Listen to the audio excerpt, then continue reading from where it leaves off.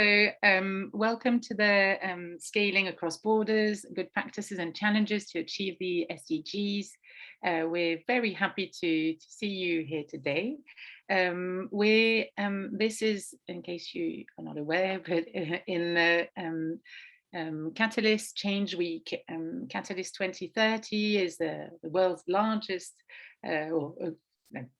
a great network. So I don't know if it's the world's largest. Yeah, you agree? It's the world's largest of social entrepreneurs. We are social network of social innovators and entrepreneurs.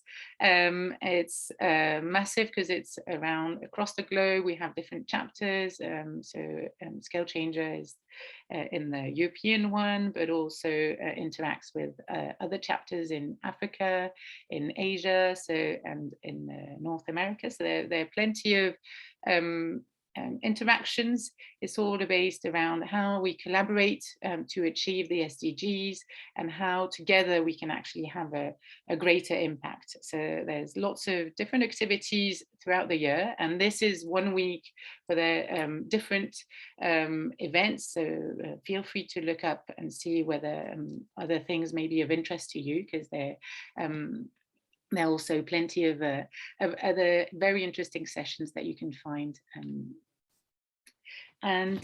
So today, well, we're going to be talking about scaling across borders.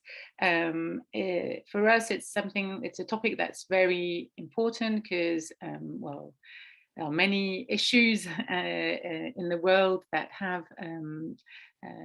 are still quite pregnant in terms of environmental issues, social issues. Sorry, Gloria, you reminded me that I forgot to give the introduction notes. Is that what you were trying to teach me?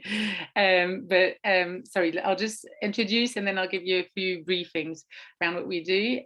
So today we want to talk about why it's important to scale across border. It's something that's not always easy when you're a social entrepreneur. Already scaling in your own country is quite an achievement or a challenge, and scaling across border is even raises the bar even higher. And we're very happy to host this session. It's going to be an interactive session when we can talk about various entrepreneurs' experience. We can share also as support organization what we see, what has been key success factors. So the way we're going to be running this session is going to, well, obviously introduce you to the key speakers today, talking a little bit about what we talk about when we talk about scaling across border, and then going deep down into our different case studies with our key speakers, and then see what the recommendations and what call to actions are. Just to remind you some of the housekeeping rules. Maybe Gloria, if you can put the previous slide. So just if you can edit your name so like that we know who you are, where you're coming from, which organization, so that you can do it by clicking on your name and then renaming yourself. If you have a question, you can either raise your hand or use the chat box, and please at least mute your audio. If the bandwidth is not too good, then you can switch off your cameras, but don't leave your mic on so that we don't hear too much background noise. And we're going to have Q&As as well, so definitely then you can speak up, no problem, and open your mics. Thank you very much. That's just a few housekeeping rules at the start. Just to start with, maybe we're just going to introduce you to the various panelists that we are welcoming, and that we thank very much for joining us today and for taking the time to share your story with us. So first, maybe Laurence, if you can put the next slide. No, we can't. All right, so I'm very happy to welcome Arame Gueye, who's based in Senegal, and who's the Executive Director of Social Change Factory. Maybe Arame, can you just introduce yourself briefly and tell us a little bit about what Social Change Factory does? Thank you, Isabel. Morning to everyone. I'm really pleased to be part of this session. So Social Change Factory is a civic leadership, social innovation and research center based in Senegal. And we have offices in Côte d'Ivoire, the Gambia, Chad, and France.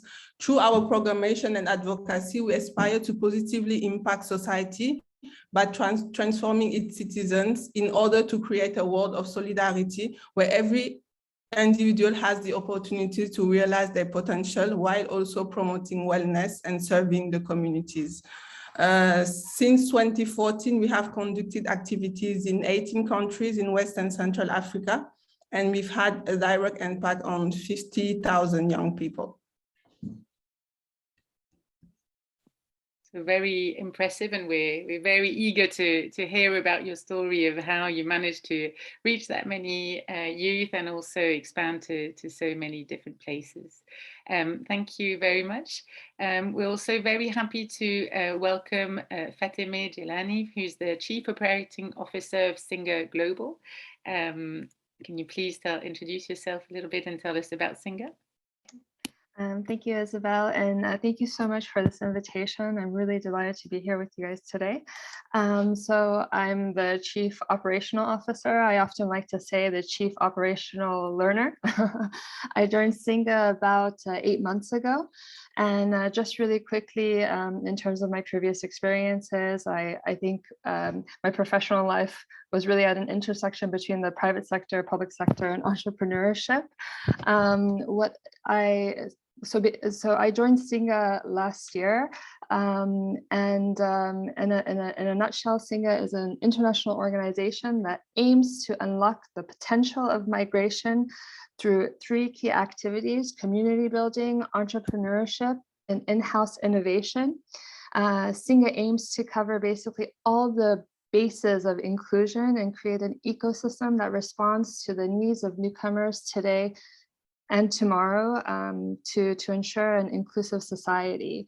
Singa is also the first European network of innovation around migration and entrepreneurship.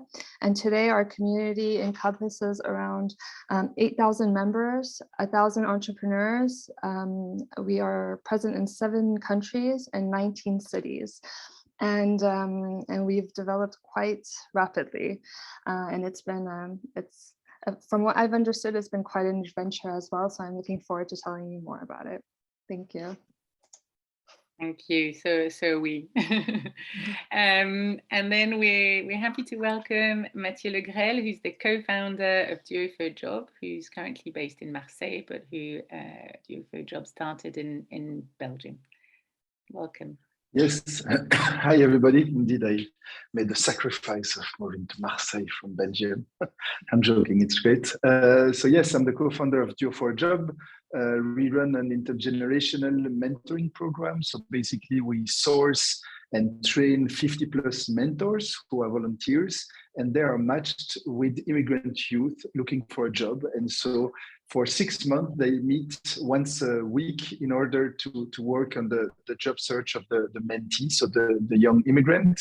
What are our objectives? First of all, is to reduce the inequalities in the access to the labor market for immigrant youth, of course, but it's also to value the experience of our elders, of the 50+. It's to encourage active aging and to promote living together. A lot of our mentors have never had any contact with refugees or immigrant youth. And so that's also why we train them, is also to try to deconstruct some prejudices they can have or stereotypes.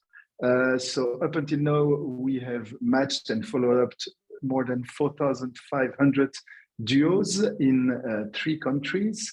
70% of our mentees find a job, an internship, or a training. We have trained more than 2,500 mentors, and 90% of them start again after a first 6-month mentorship. And we are active in 15 cities in the Netherlands, Belgium, and France. Thank you very much for this introduction to all the work that you're doing. And then we're very happy to also welcome Alan Barbieri from THSN, the Human Safety Net. And so they're not so much, or perhaps a little bit as an entrepreneur, but mainly as also a support to those trying to scale. Welcome, Alan, and thank you for being here. Can you tell us a little bit about what THSN does? Sure. Thank you, Isabel. No, thank you actually for inviting me too. I mean, I think it's it really shows, like, you know, what this session has in mind, right? You know, like also to look at the other side and how like also support organization can really play a role here. So good morning, everyone. My name is Alan Barbieri, and I work for the Human Safety Net, as Isabel just said, which is the corporate foundation of Jailani, which is the insurance and asset management company. The Human Safety Net is actually active now in 23 countries. So we have a bit of a global approach when we work, and we have more than 60 partners that we work with on the ground. And the focus of the foundation is on two specific topic areas. The first one is the support to social and economic inclusion of refugees, mainly via two streams. One is entrepreneurship and the other one is employment.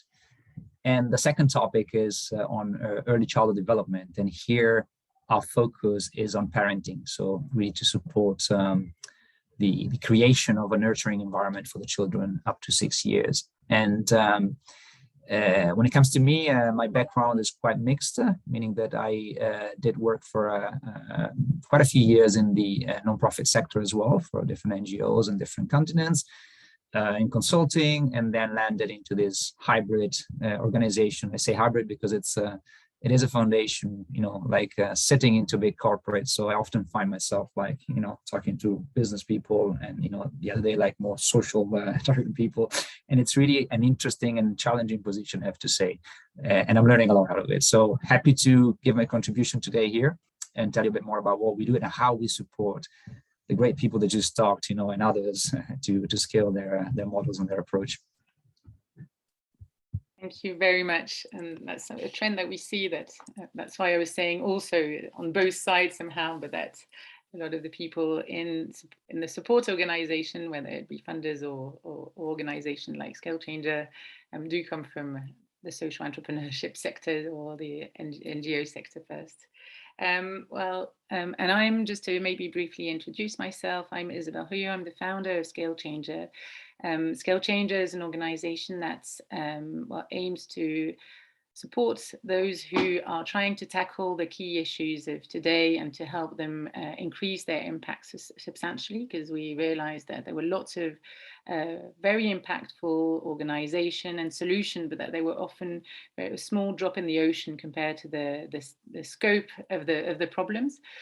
So there are multiple barriers to actually scale, but what we're trying to address is helping entrepreneurs, their team, to really reflect on their scaling journey, to realize whether it's the right time to scale, what scaling means for them and their organization or their impact, and then support them in the implementation of that scaling journey.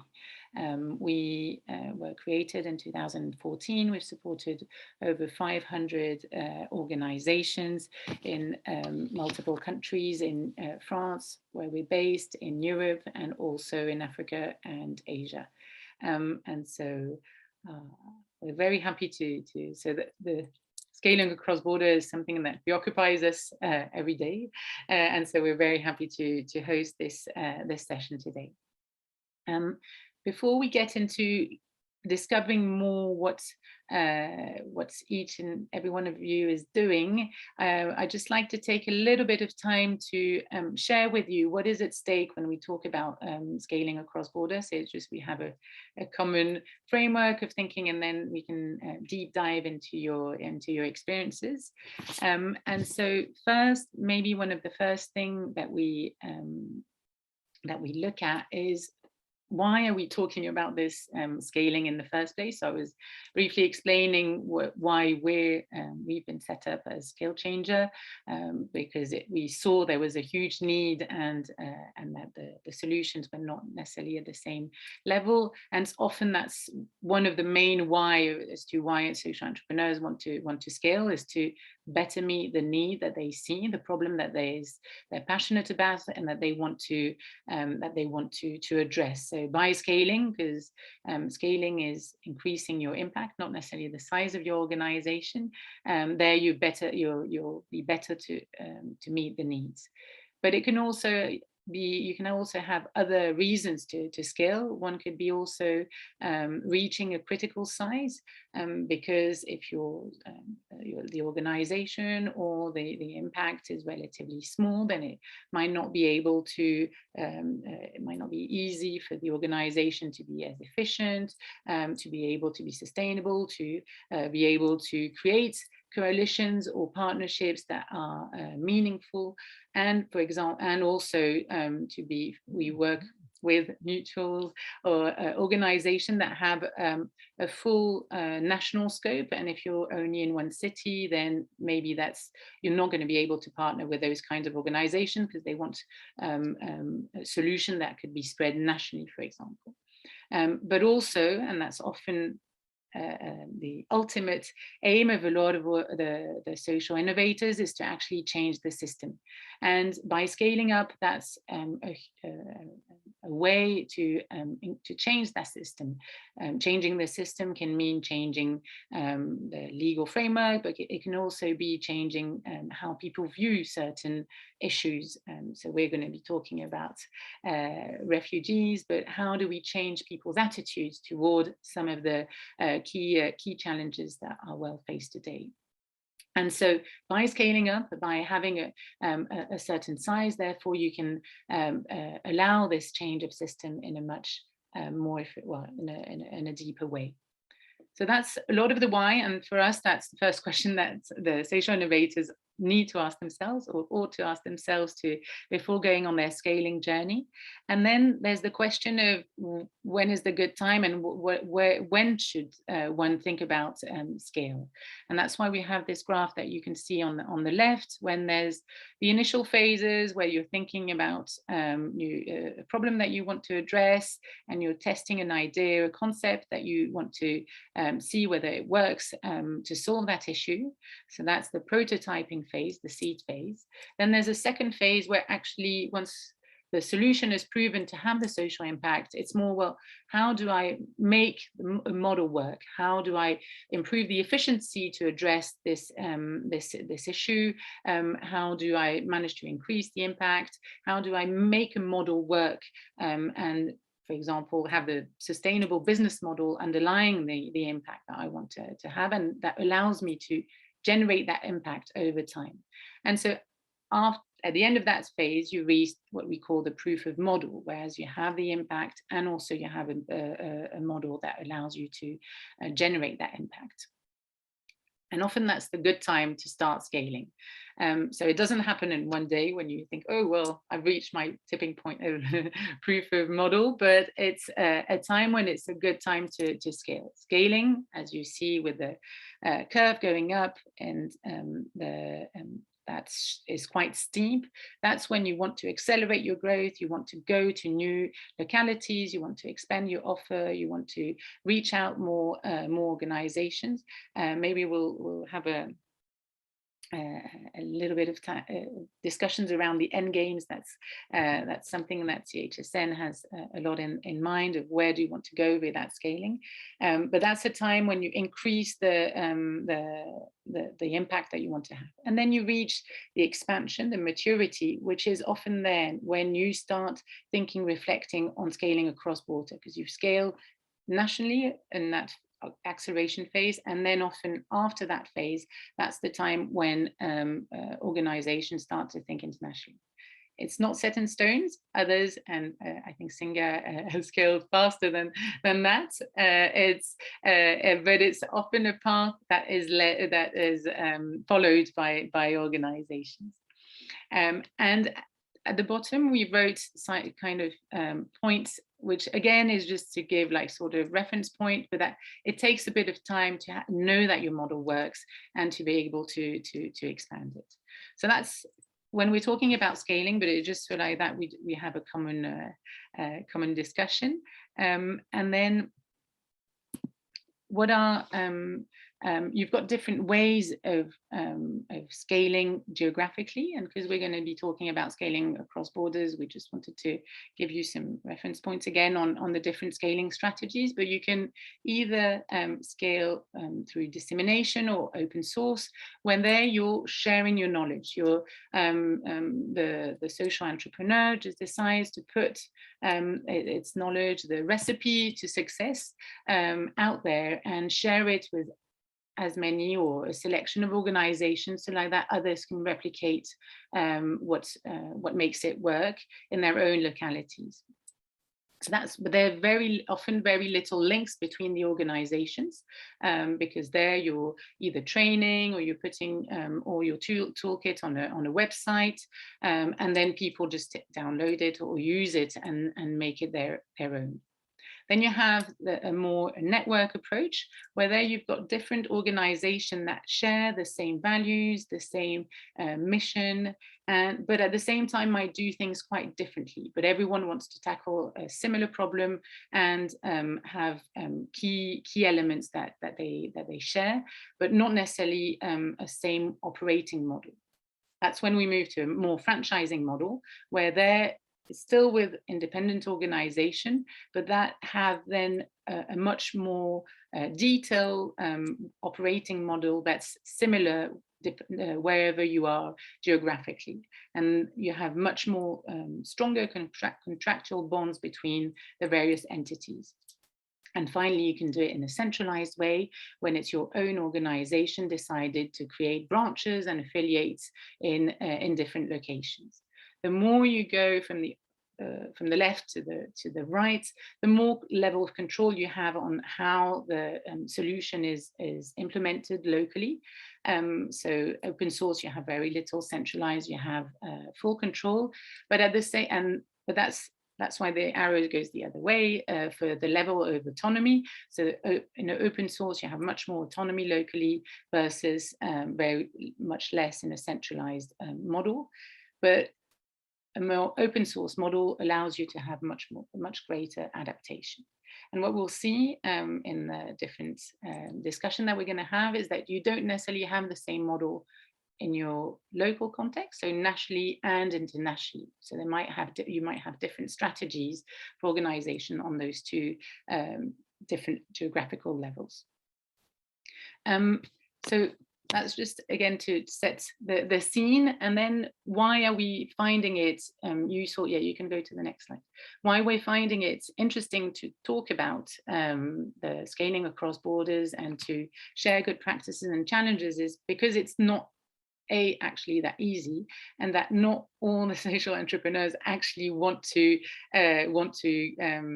scale. So there's been a survey that shows that only a very small percentages, so less than 6%, actually want to scale or are actively wanting to scale internationally, and that very few actually want to scale overall. So those who are wanting to scale in a proactive way are actually a small number compared to the broad number of social entrepreneurs that exist in the world. And why is that? Last week, I was at a European conference for the European presidency, and we were having a discussion on how do you scale at the European level.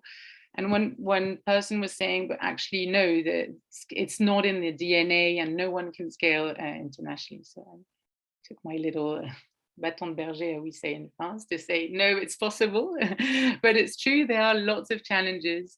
And because there are a few, but we will go into more detail afterwards, but because you've got fewer monetary incentives for growth in social entrepreneurship than in commercial entrepreneurship. So in commercial entrepreneurship, you're going to be much more pushed to scale, to increase your turnover, whereas in social entrepreneurship, you want to increase your impact, but there's fewer funders necessarily pushing you, or at least, and you often have a business model that doesn't generate revenues for each new unit of impact that you generate. So it actually costs you more to increase your impact, even if you can have economies of scale.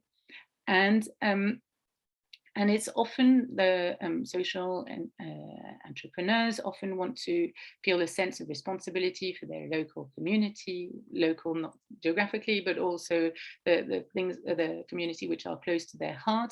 And then thinking, well, I've put so much energy already into addressing the problem at my scale. Do I have the energy to also do it elsewhere? And so again, that's something where is there incentive for social entrepreneurs to actually want to solve the problem elsewhere? Another point which is important is that a lot of the social entrepreneurs are in regulated service system linked to different legal frameworks, and therefore scaling in a different country might mean having to adapt your model to a different legal framework, which might not be that easy, and which might need the concept to be twisted a lot, and then and ask the question, is it relevant to actually scale in different countries? And finally, there are plenty of other challenges, but one we wanted to highlight was that actually HR is also a key issue, and that it's not always easy to find the right skill sets, the right people to actually be running those organizations elsewhere. And that also makes, requires the social entrepreneur to require new skill sets as well in the sort of home team as well. So those are some of the key challenges that we see internationally as why it's not necessarily that easy, and why it's a huge step for certain of the social entrepreneurs. And finally, because I don't want to be too long, what we wanted to see there, to highlight as well, there's been some research done on what do social entrepreneurs mainly need to be able to scale internationally. And one of the key challenges slash support that they need is to have visibility and credibility. When you're scaling internationally, you're not known, you're not necessarily expected yet, and your brand might not be something that is resonating with funders, with potential social entrepreneurs to replicate your solution. And therefore that's something that's key in terms of requirements once you want to scale internationally. So how to gain that visibility and that credibility locally, because not having it prevents you from accessing information about how things are done, potential new opportunities, because you're not going to be as connected with the ecosystem. And so that's something that's critical. And then here you can see the different support needs, but it's overall in terms of priority. What's interesting in the research is that it's also linked between what is it if you want to scale nationally versus if you want to scale internationally. So some are similar issues, but they're also what is also different in between the two, and links to the last point I was mentioning, is around HR, that it's harder to recruit people also in different settings because you're less connected to potential talents, and it's harder to know necessarily who are the right people to run your organizations.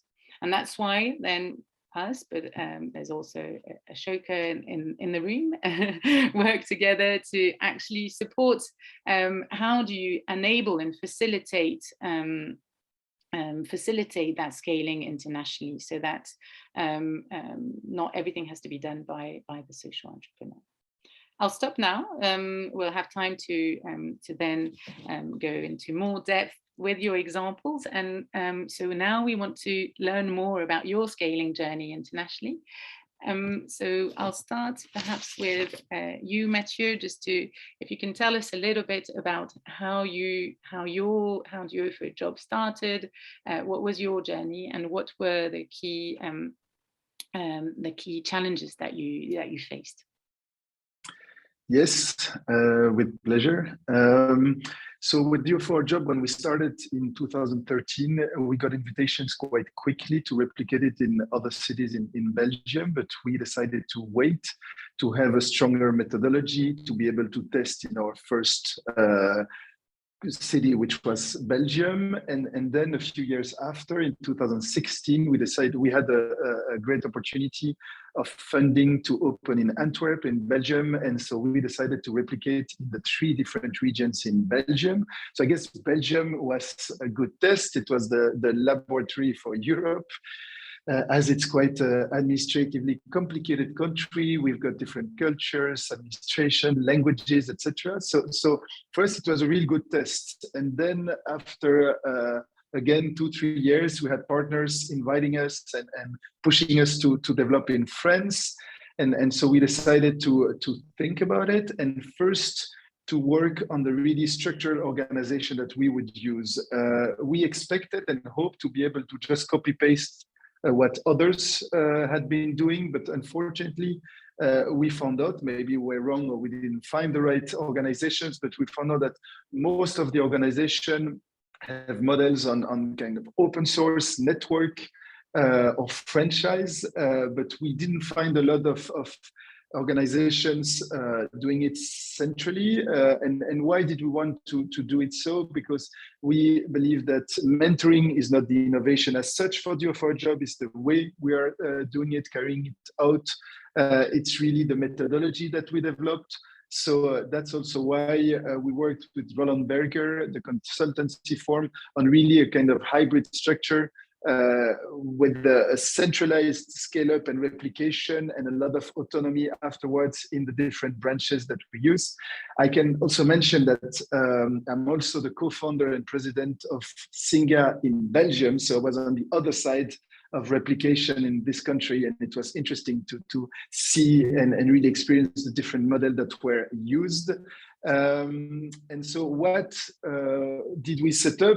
I guess it was first an international support team. So having these teams of communication, marketing, the development team able to go in, for instance, to Paris, to set up the new partnerships, etc. So I guess it requires, and I felt it kind of some courage sometimes, because you start to be well known in your own country, own cities, and you guess that you've made it, and then you start again in another country and you start from scratch. Nobody knows you, and you have to pitch it again and again and again and again. So sometimes it's tiring, but I guess it pays off at the end. What we also thought from the very beginning is to have really strict processes. We defined what was our DNA, what was Duo4Job as such, what ingredients needed to be there in the new branches, the new countries. And also we have the chance of having tailor-made digital tools.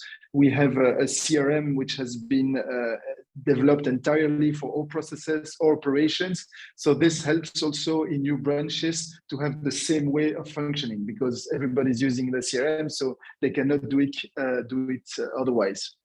And so what we experienced is that, of course, being in different countries and different cities, you lose efficiency because of the complexity, in terms of internal communication, etc. But then you win in terms of finding new opportunities for growing new sources of funding. We have, for instance, in Belgium, we had the 3 public employment agencies, which were our partners. By going to France, we have the Pôle Emploi, the public employment agency in France. We had new foundations, etc. And then afterwards, you've got the EU funding organization across borders. And so you can find this funding and so continue growing, while staying in the same country can be more difficult if you look at the mid and long term. I guess what's difficult in this model is find the funding at first. As I said, I went 1 day a week for 18 months to Paris and to pitch the project and meet partners to be able to raise the seed funding to open in a new country. You need the right stuff in terms of language skills, intercultural. They need to be able to travel also. But I guess that for some program, I mean, franchise or open source makes sense for a lot of programs, but at least for us, it enabled us to ensure the coherence of what we are doing, the DNA, as I said, and really the quality. I mean, we try that, and we tell it to our funders. Sometimes you've got organization replicating and with a lot of flags on the map, but then you go to some cities and you feel that it's completely different experience than what you can have, for instance, in France, in Paris, in which you'll have the flagship store. And then in the other cities, it's run by volunteers or else. And what we really wanted to do is to have the same user experience for mentors, for mentees in every city that we're in. And so we encourage our funding partners to go in, not in the capitals, but in other cities to really witness the quality of what we're doing, in the different geographies. Great, thank you for sharing that. You were saying that you had to start again from, like, it was feeling like starting again from scratch. And for you, were there times when you thought maybe that's not a good idea to do, or were you discouraged within those 18 months of going back and forth, and sort of what were how did you feel personally? No, I guess I like pitching Duo for Jobs, so it wasn't a problem for me. And I guess you need to be kind of humble, I guess, but also to have a really open mind, because I wasn't sure Duo for Job made sense for France in this case, for instance, and we had the same for the Netherlands.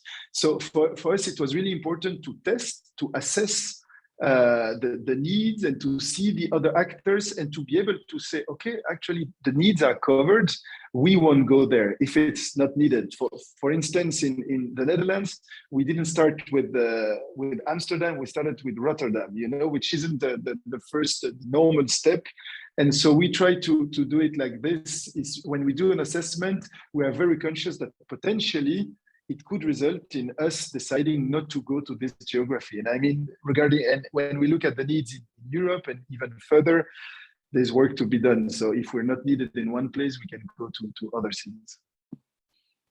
Great, and maybe one last question, and then I'll give the floor back to you later. But there are quite a few mentorship programs in France. How did other organizations see you at first? A lot of the things that we see is feeling of outsider when you're scaling, especially when you're in a centralized model. How did it go for you? And then finally, how did you make it a success?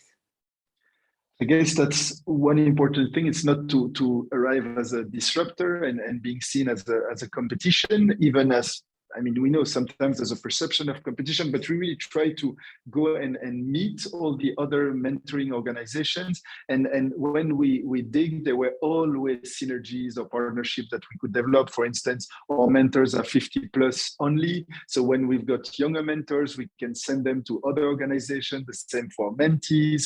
We've got, I don't know, sometimes funding, partners that we can send them. No, there is one organization in France that helped us when we were scaling up in France, and we are currently helping them in Belgium. We helped in terms of digital tools. As I said, we're quite lucky with the systems that we have, so we gave some advice to other organizations. So when I went there, I always try to think of what's in it for them and going there with something, just not asking for advice and funding and sourcing and whatever, but tell, okay, maybe we can offer you this or this, or maybe later on. Sometimes we didn't have anything to offer as such, but then after I tried to remember it and help them in the way I could. For instance, with this organization, it's like 3 years later that they go to Belgium and then we help them. The strength of partnership and coalition, something very important for Catalyst 2030. Thank you, Matthieu. So Matthieu was the replicator in Belgium of Singa. Maybe can you tell us on how Singa went from a first organization in France to a global organization? Is that me or Matthieu? I'm just kidding. Sorry, yeah. Maybe then Matthieu can react to see how he was, but no, it was to you, Fatemeh. Thank you. I'm actually going to be very humble here because, you know, I joined the organization 8 months ago. So keep in mind that I'm consolidating everyone's views for this presentation. And I feel like Matthieu was a part of the adventure long before I ever joined. So if he wants to fill in, he's more than welcome. So is there any way perhaps I could share my screen? Sure. Okay. I don't know if your co-host. If not, it's okay. I could do without a presentation. No, I think you may. Can you try? Okay. Yes. Let's see. Okay, so it's just I wanted to share this with you just so you guys could kind of follow my train of thoughts because I often tend to lose myself in many thoughts. But I think what's really important to first understand is that all social entrepreneurs have this radar and can feel the possibility for social innovation to respond to social injustice, but sometimes struggle to find the right words, methods, or structure to make it tangible for others. I think the first challenge that, and from what I understood from the founder, I'm hearing a strange sound. Is that just me or is that everyone? Yeah, I think so. So can I. But no, I think it's gone now. Okay, so I think the first challenge for Singa was to share something they were only trying. So, but the question was, what were they trying? Was it a set of rules? Was it a method, a product? I think the funders struggled to formalize the Singa, what our Singaness is, and to share it and to valorize it. This requires Singa to take a trial and approach error, an experimental approach to better define its offer vis-a-vis a population that faces a set of problems that varies across geographical jurisdictions, with no other dominant actors in this specific activity at the time. And I think that's really important to keep in mind as we talk about Singa's development these last 10 years. And then also, Singa has always intended to be global. First of all, its founders were Brazilian, Togolese, and French. They came up with the idea in Australia and Morocco.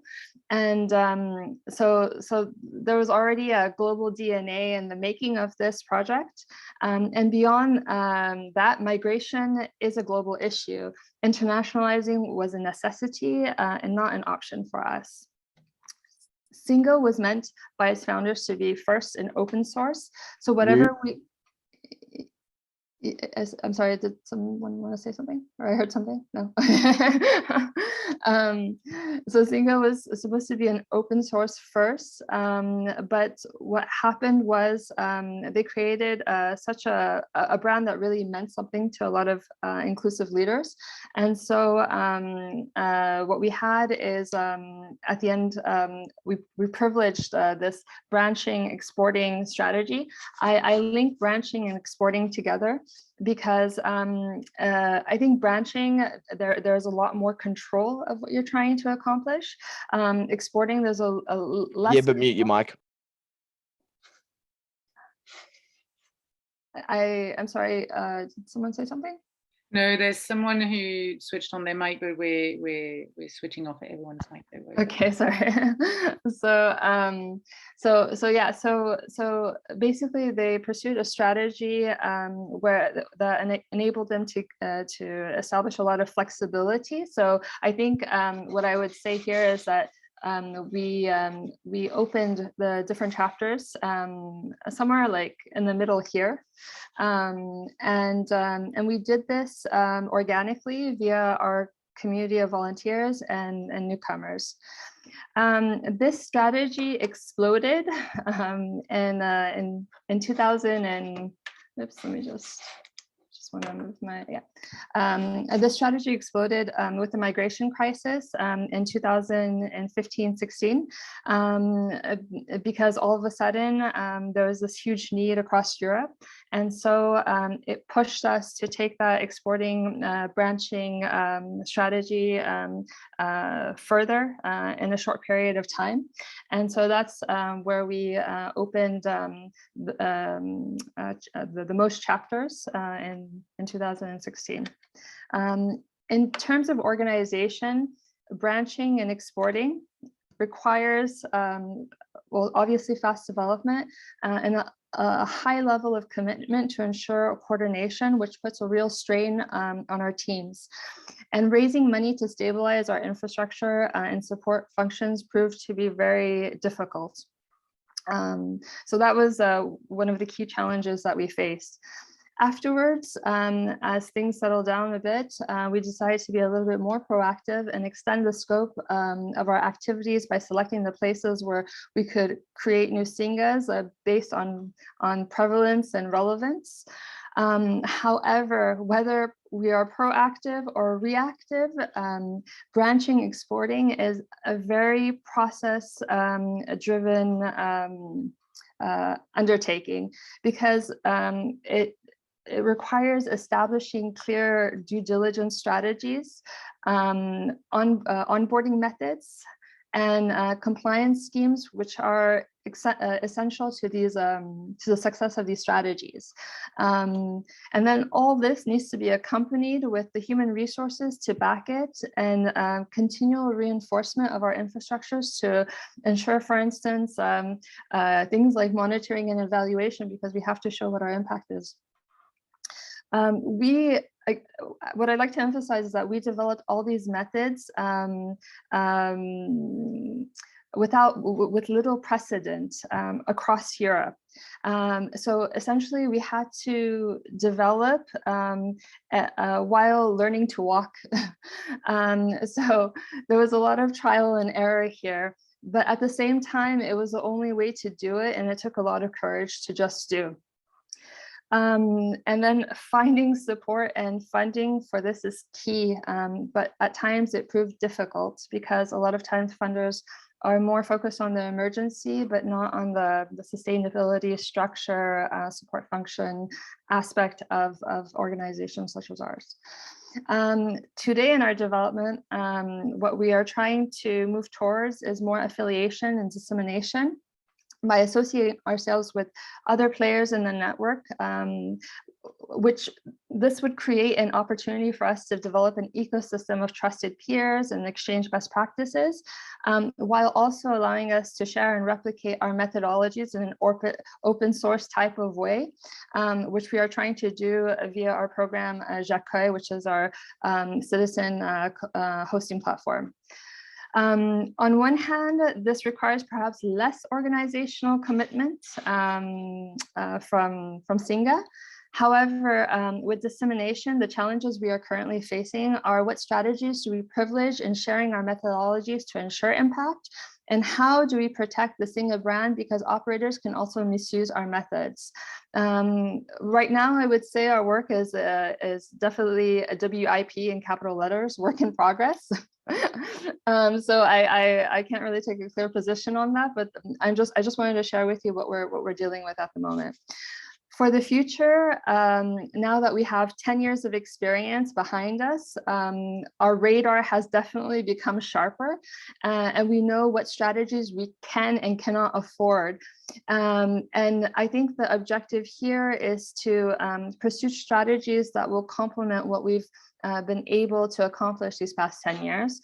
And I think that in this opportunity analysis, what we have to take into consideration is how ready we are, how receptive our the local context is to our social innovation, to do analysis of our resources and ask ourselves, okay, what are the resources that we have and what are the resources we need to develop in order to scale?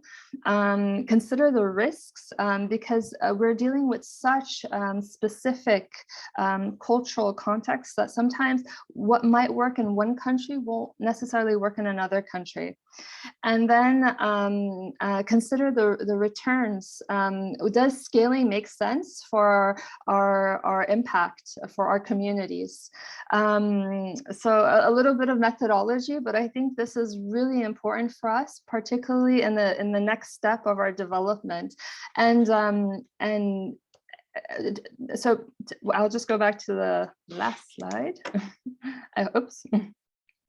I hope I'm not being too geeky with my slides. I took the time to prepare. But I think that because we're dealing with a social topic, it's like I mean, sometimes we have to be flexible. And I'll give you a concrete example, but we had the Ukrainian crisis.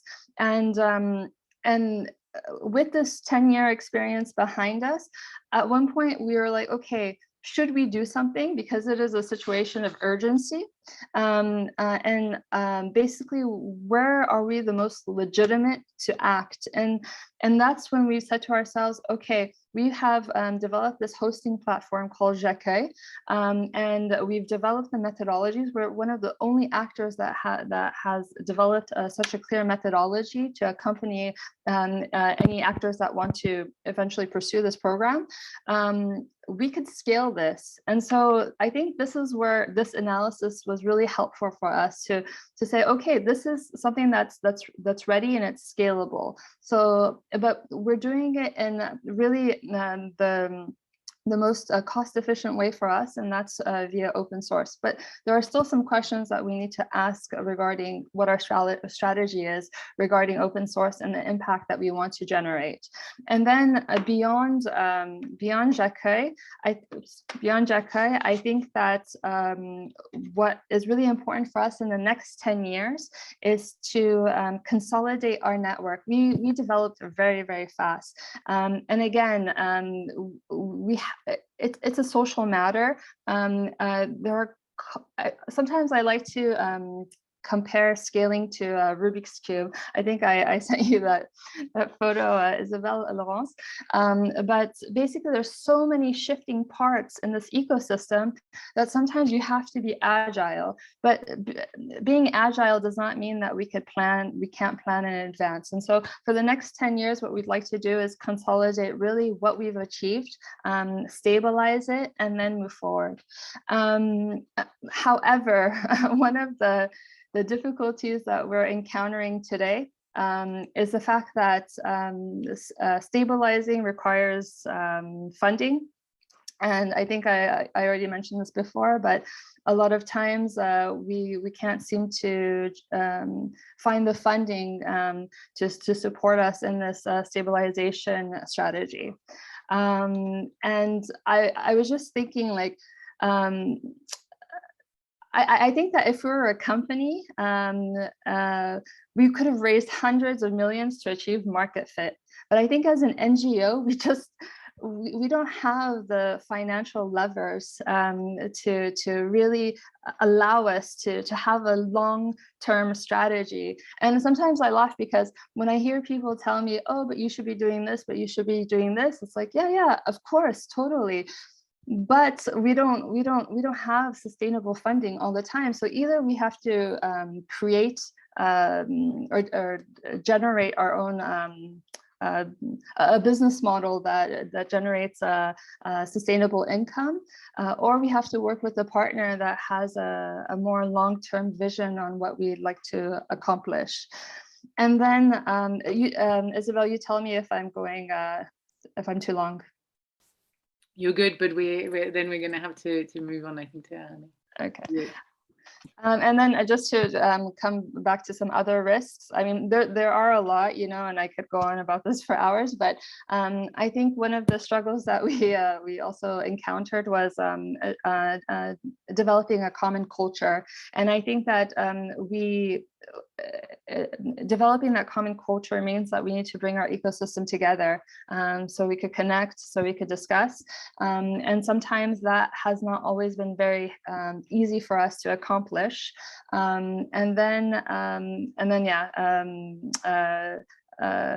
Developing a sustainable business model as well, and just one last thing, I think social entrepreneurship is still a far west. I think social entrepreneurship is no longer just NGOs. They might be something bordering the lines of nonprofit, public interest based, but also something that might be profitable one day to become self-sustaining. And in parallel, I think companies are stepping up their game in ESG and must demonstrate impact as well. And they're moving their models also a little bit towards social enterprise.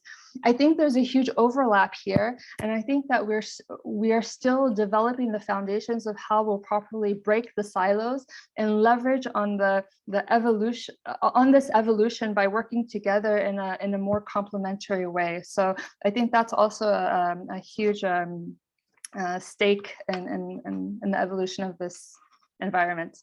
Sorry, I spoke a lot. Thank you so much. No, it's great. It's very interesting. Thank you so much for sharing your path and your analysis of sort of what worked and how you move from one strategy to the other.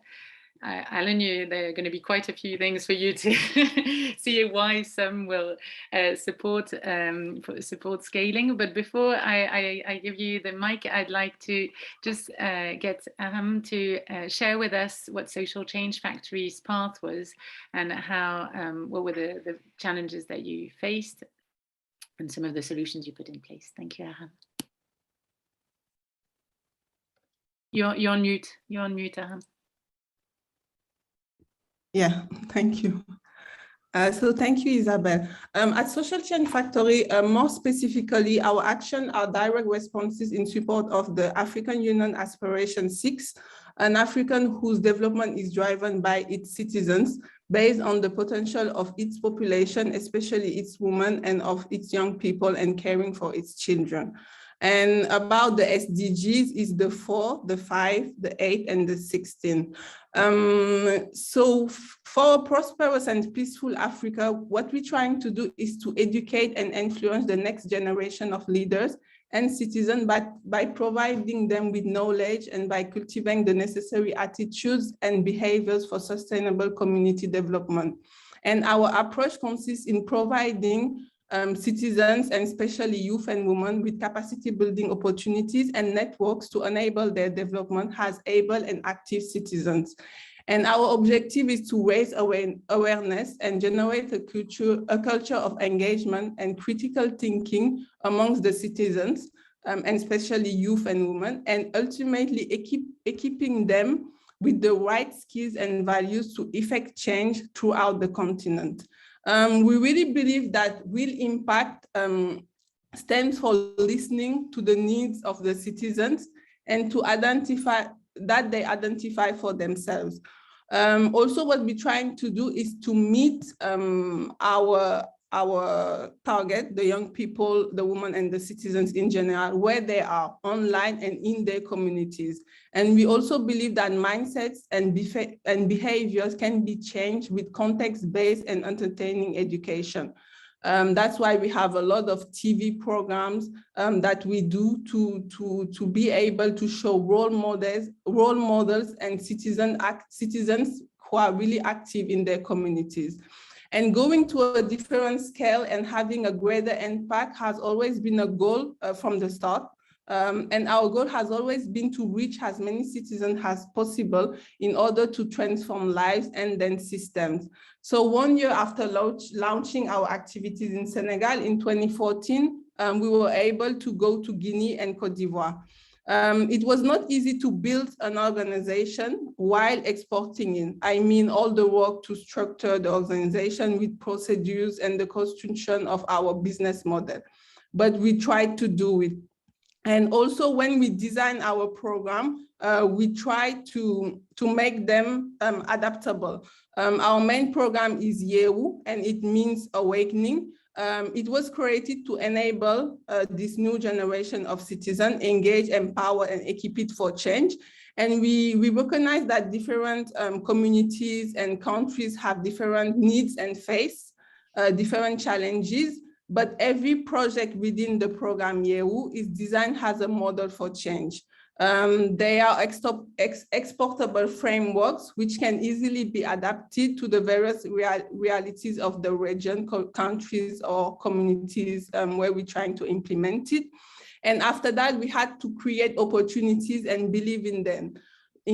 And also sometimes opportunities just happened, and it was complicated with stakeholders or local authorities, but we also, what we try to do is really to partner with local organizations, and it really helped us to implement our activities, and this synergy work helped us a lot. Thank you. Thank you very much. Maybe then so we'll have another round after of questions to all of you, but maybe Alan, if you can share us, there's been a few issues on how to actually fund the scaling part. Fatemeh was talking about the difficulty to actually be able to invest in the organization and to have the means to actually, it's not so much not necessarily knowing what to do, but more finding the fundings to actually implement it and look a bit further. So at THSN, you have a scaling program. Maybe can you tell us a little bit about why in the first place you decided to set it up and how it is? Thank you. Sure. Thank you, Isabel. Yeah, it was really interesting to hear like all the previous presentations, especially Singa, that I mean, it's no secret, we've been working with them for quite a few years now. So I'll try here today to give you a bit of a perspective from a funder's, let's say, position. So we do not have, one way only to look at scaling, really. We support a wide range of NGOs and social enterprises around the world. And, in the 23 countries that I said before we're active in. And because of this wide community, there are different ways that we can support, scaling and internationalization. So we actually started to think about scaling, quite early on when our programs actually started back in 2018, because we're actually just 5 years old as a foundation as well. So we quickly realized that thanks to the global reach that Jailani as a company has as well, we had access to, really world-class grassroots organizations, that were delivering impact to communities across the whole globe. And we also realized that, beyond grant making, which is, part of the work that we do, there was a lot that we could do to support their ambition to grow, and deepening the impact that they really have in scaling their programs. So what we did is in 2019, 3 years ago now, we initiated a program that is actually dedicated only to supporting organizations that, want to scale. And it's an initiative which is called Scale Up Impact. It is basically a multi-year initiative for amplifying, the social impact for the most vulnerable families and aspiring entrepreneurs, which is like the two target groups that we work with. And with Scale Up Impact, basically we identify high potential programs that have been tested and proven within our network of partners. And what do? We both fund them and provide capacity development support to them to really enlarge, their ability to support, families and refugees. It is an initiative, that just to give you a bit of an idea, of the size. It provides to each successful organization, a grant up to 800,000 euros, which, for 3 years normally, plus co-funding from other actors as well. And this should allow an organization to scale, but here the idea and the way we build it is that really by providing both financial support and organizational capacity support over multiple years, our intention is really to, enable innovative and effective programs to be replicated, nationally or internationally, of course. But and at the same time, and another important thing, and I think in this catalyst is really important too, to facilitate cross-sectoral collaboration with public, private, and social sectors, right? And the involvement of these actors, to me, from the beginning of the process is crucial, because it really, it can take different forms, right? It could be a company, wanting to co-funding the project that we're supporting. It could be a government providing in-kind support or cash support. It could be pro bono services. But on top of increasing the resources available for the project, which is really important, I think it also allows for a wider ecosystem to be active and to be mobilized, which is really important to me when we talk about scaling.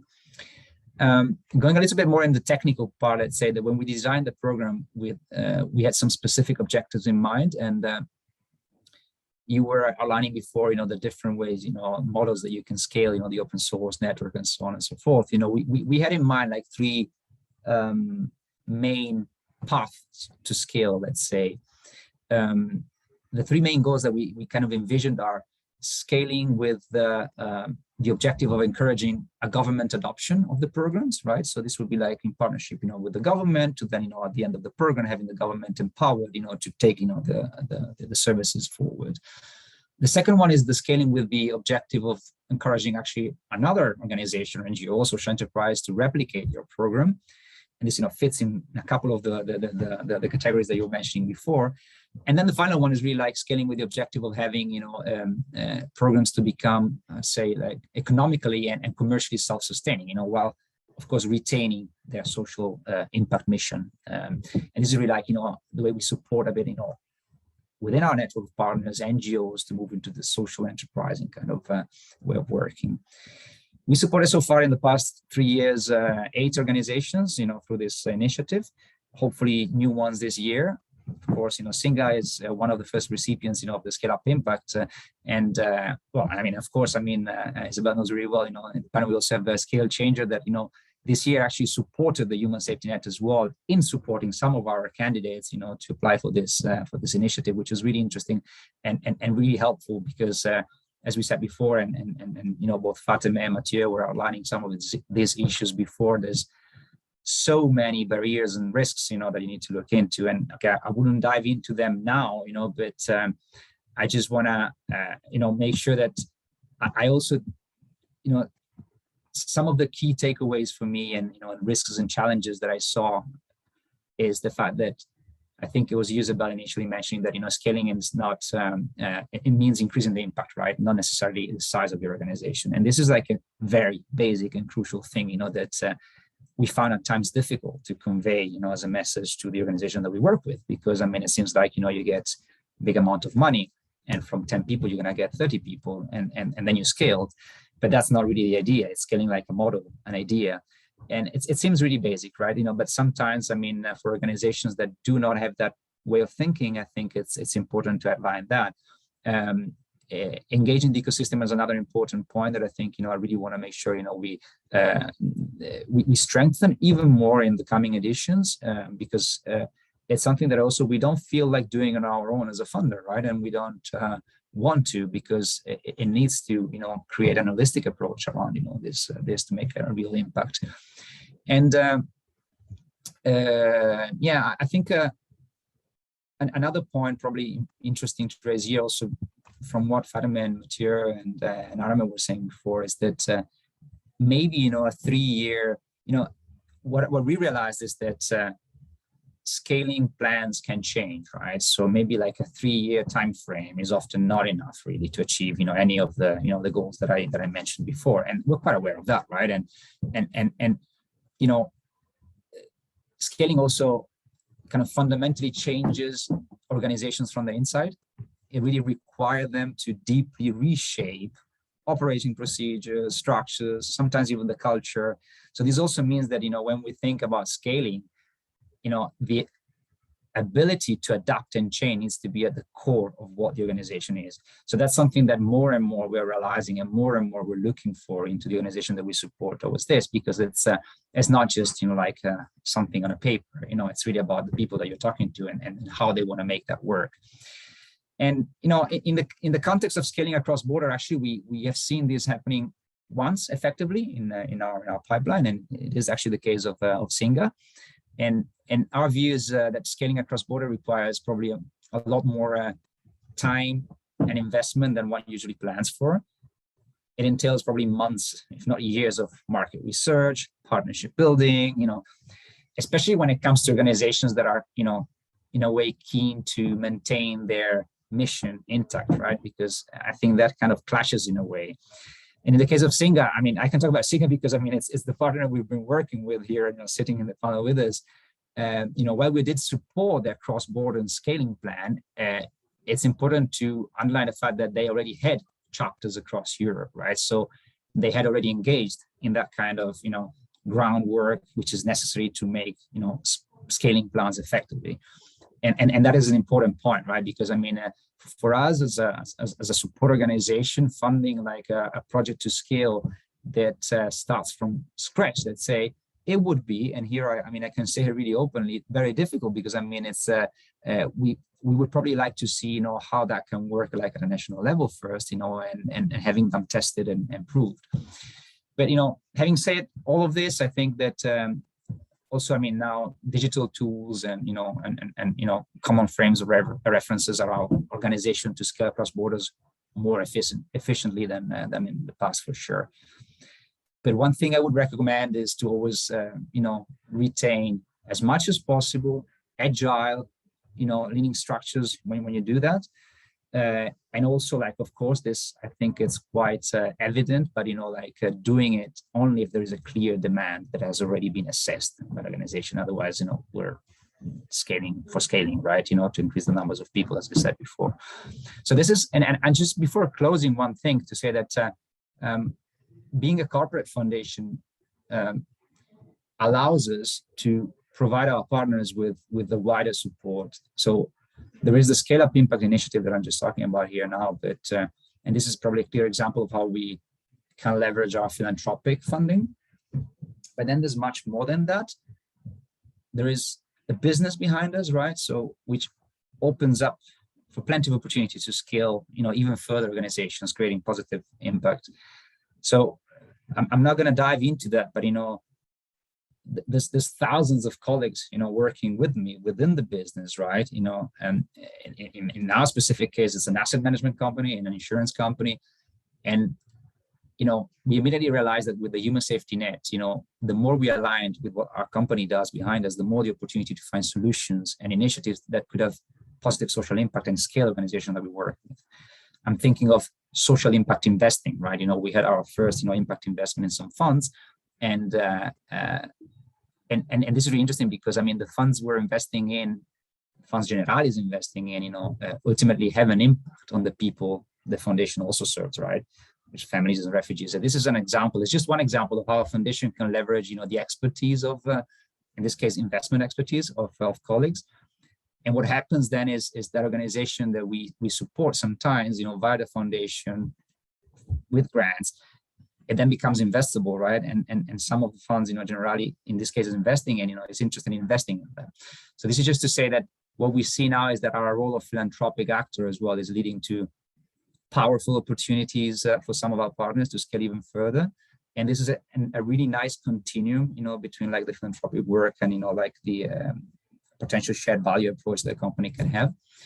And there will be many, you know, others, you know, to discuss, but I'm also aware of the time here. So probably stop here for now, and happy to respond to any question.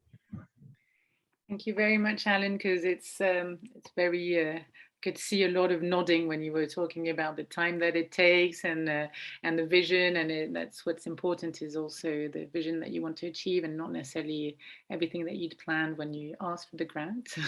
And that's it's because entrepreneurship can have lots of unusual happenings as it unfolds. So not all the funders that we come across have the same maturity on the analysis of sort of what it takes to scale internationally, and it's great to see pioneers like you. There was someone who left earlier, but who was a funder and who was very keen to also engage further into how your community or broader, but probably also with you, Alan, on how to work across those questions. Thank you. Time has kind of gone very fast. Don't hesitate to ask questions if you have some in the chat. And while you do so, I just had one last round of questions for all four of you, but just to say what was something that really made a difference for you in that scaling journey that was really helpful, and one recommendation that you'd have, whether for your peers or for funders or entrepreneurs, depending on where you are. So what would be one key success, something that really made a difference, and one recommendation that you would have? Floor is open, whoever wants to start.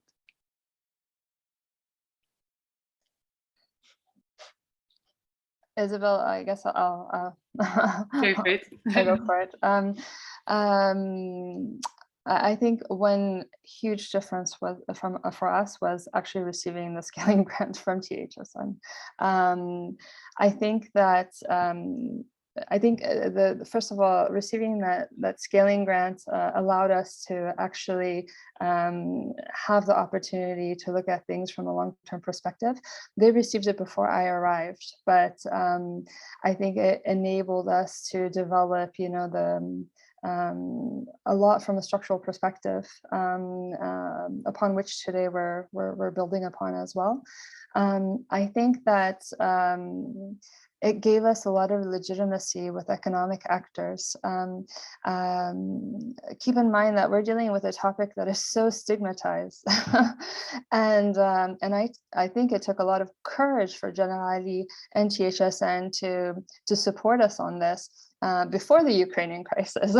Keep in mind, today companies are taking a position on what's happening in Ukraine, but this was not the case before. And so for us, that was a huge game changer. And because of that grant, I think we also attracted the attention of Visa, who is today willing to work with us, hopefully on a long-term basis, in our development. And because if not, privileging short-term strategies is just, it's not possible for what we want to achieve. So yeah, and then in terms of recommendations, that's a recommendation for the funders.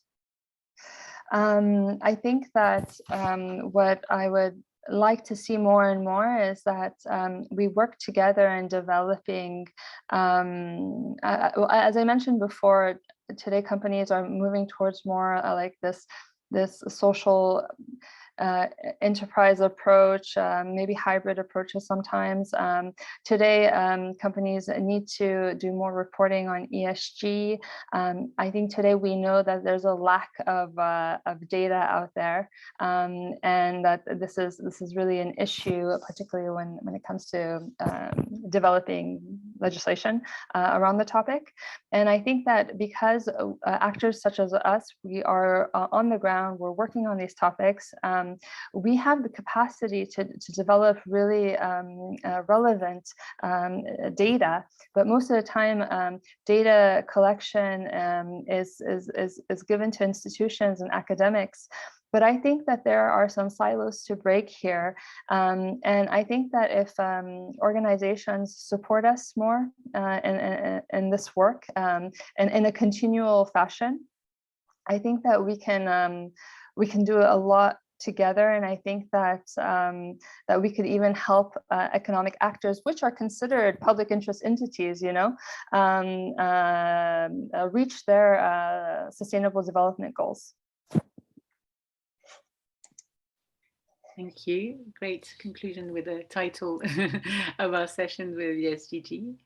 Arame, would you like maybe to share, or Matthieu? Arame? I know you've got to leave a spot on at noon, so. Yes.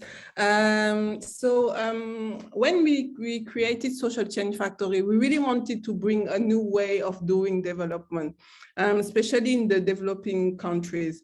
Impulse positive action where citizens are at the center of the system and can be role models and actors of positive change. My recommendation to funders to achieve SDGs, or a general recommendation, would be to respond to the needs of the communities and involve them from start to the end, and to put in place a systemic approach to enable this, and also take into account the values of the communities. And for maybe the people who want to create their social organization or to scale up, my recommendation would be, as I said in the think big and follow your instinct. I think there's no wrong choice. Context and factors push you to do that or something else, but you always learn and grow from it. And all these bring us to where we are today. So I think that when you want to do something, just go for it and believe in it, and it could and it will happen. Thank you very much, Matthieu. Yes, what I'd say as advice is, I think, not to underestimate the time and financial investment it requires beforehand. So I think it's really an investment in such to think it through. Okay, what will be our model? What kind of digital tools do we need? And kind of aim for something in the long term. And then I completely agree with Alan, then it's changing all the time. Some ideas were good, otherwise we need to be changed. And really, that's something I personally like, is that my job is changing every 3 months. I mean, by developing, we know that our model was quite efficient to go from 1 country to 3, from like 3-4 cities to 15. And we start to think now, okay, how will we reach like 15 countries and I don't know, 50 cities? And this will require a new model, new digital tools, etc. And then we use something is the safe enough to try, I guess you can try, and some seemingly bad ideas will be good at the end and the other way around. And so whenever we have a debate for hours, is the good idea, I don't know, is it safe enough to try? Is there a like strategic risk? No, so let's try it. And also for the investment, I forgot to mention that when I started going to France, the staff was completely underwater. They were completely busy. So I did it a bit secretly, because I knew that they were like 18 to 24 months between the first meeting with partners to the close the deal part. And so I knew that I needed to start in advance. And now we're kind of in a new period in which I mentioned in a podcast that I was having contacts with New York, London, and the team went back at me, what are you doing? I was like, it's not for now, you never know. So it takes some seeds, to launch. And even at moments that are counterintuitive. And for the funders, I guess it goes a bit in the same direction, meaning seed funding is key. And in general, unrestricted funding. Please do an in-depth due diligence, test our processes, meet the staff, do everything, but then trust us, because all the reporting part, reporting is necessary, but sometimes it's very complicated, very time consuming, and it takes time from other resources, from operational time, from other thinking that could be more efficient. So this, I guess that it's a bit the approach that Jailani is taking, that EPIC Foundation, the Growth Foundation, and this is really precious for us, because we never know. Sometimes we think that, okay, this funding will go for this city in France, but then suddenly we need a product manager in Brussels, and we can allocate the resources, when we change. And so this is very lean as a way of working. And then 2 things that I noticed, that when arriving in a new country, I was expecting that kind of very practical support would exist. And we could find a lot of partners to really have, thinking and helping us in a very broad strategy. But whenever we needed, okay, which bank is the best? HR, what do you have example of? I don't know, what kind of pay scale do you use? Which public organism, blah, blah, blah. No one could answer us. So it took us hours to go to other NGO, non-profits. And, it seemed like everybody, the end game. I'm like, yes, but to reach the end game, we need at one stage to scale, and to be able to scale, it's not that sexy, but we need a bank account, we need payslips, we need all this stuff. And we had to kind of reinvent and do all the comparisons, etc. And we did mistakes and lost time. And I guess this is kind of a quick win. And another thing is also in scaling, there's always the temptation of going fully digital, because of course the marginal cost is nothing. And we believe, and we saw it during the pandemic, I mean, of course, we switched to digital, but once again, we didn't go directly. We took 4 months to really adapt the training process for mentors, the processes and everything, to not do a kind of, DIY version of Duo for a Job, but really something that was thought through. And we see organization going fully digital. And I mean, it will exclude the most vulnerable people. They don't have access to the digital tools. They don't know how to use it. And we see it in our key indicators that whenever we go full digital, we lose the people, the less qualified. So this, I guess the funders should keep it in mind, is that to be able to reach the most vulnerable, you need people, and for people, you need money. So this is, Thank you very much, Matthieu. So maybe Alan, if you want to have a last recommendation or. Sure, thank you. I'll start where Matthieu left, which is money. No, seriously. Some suggestions and recommendation probably for, I would call them my peers, meaning like other funders. I mean, I don't know how many are going to be here in the room, but I think it's still worthwhile saying it, is this. Number one, I think, and it's something that was not mentioned here, I think in-house expertise, I think it's important as well, right? I mean, I really think that there's so many support organizations that get into a new topic area or sector and want to operate, but have no clue of what is happening there. So what we try to do with Human Safety Net is actually to hire program managers that, have real competences on the sector. So, I mean, at least we know what we're talking about, and, and we can talk with our partners and having like a content, like relevant conversation, as opposed to just, I'm going to give you this money, but, you're going to do this. Otherwise, we just talk about KPIs, targets, but, we need to get into the co-designing and into the, as Fatemeh was saying, like creating with them. So that's the first thing. Then I would say collaboration among funders is crucial. We're trying hard, actually, in both sectors we're in with the Human Safety Net, to have these conversations with other support organizations and make sure that, we're aligned.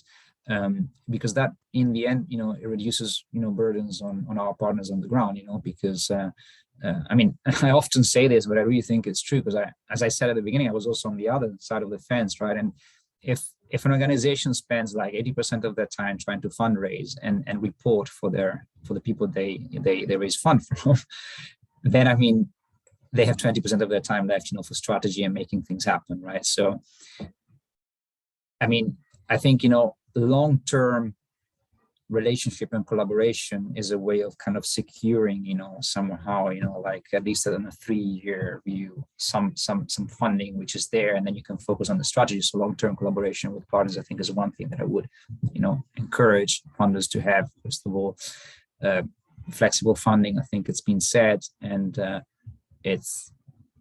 it's very important. I mean, it's something simple to say, but it's very important, and I completely understand, the points that you were raising before, Matthieu and Fatemeh as well on this, because of the fact that things keep on changing, but that is where, right, I think, the relationship needs to be very like a trusted based relationship between partner and, and the supporting organization. And on this, and probably one suggestion for you all is to, make sure it's really clear also how you explain, how you collaborate with other actors in the sector, right? Why am I saying this? Because if I think of scaling, cross-border, I mean, you're in Belgium, you go to France, and in France there are 10 organizations doing something similar to what you're doing. And my question as a funder would be like, why are you going to France? I mean, can't you stay in Belgium? I mean, what do you need to get there? There's other people doing the same thing, right? So if you're able to explain that, and I know it's a stupid question, but how you're not going to start competing only with the ecosystem.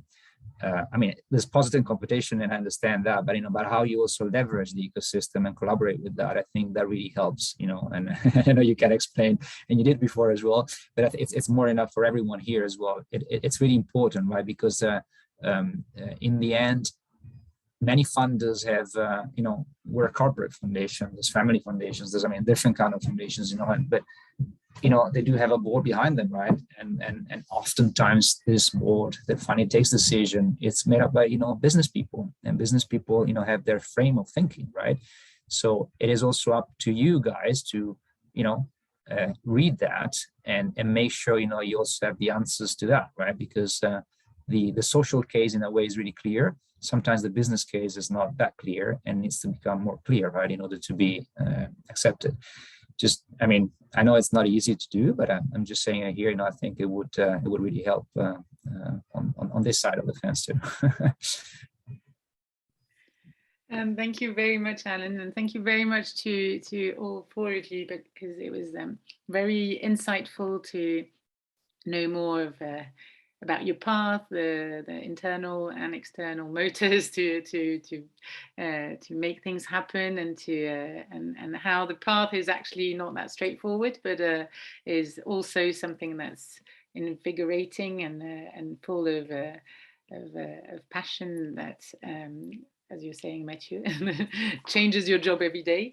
And unfortunately, so maybe we weren't that structured when you arrived in France, but also us more as support organizations, so not funders, but there to provide non-financial support. We're also trying to structure how to do soft landing in different countries, because as you're saying, it's difficult when you're arriving in a new country. You don't necessarily know whether it's relevant. You've been called, there are people telling you, oh wow, you should come here, but are they representative of actually the ecosystem? Is there a real potential for your solution? How do you adapt?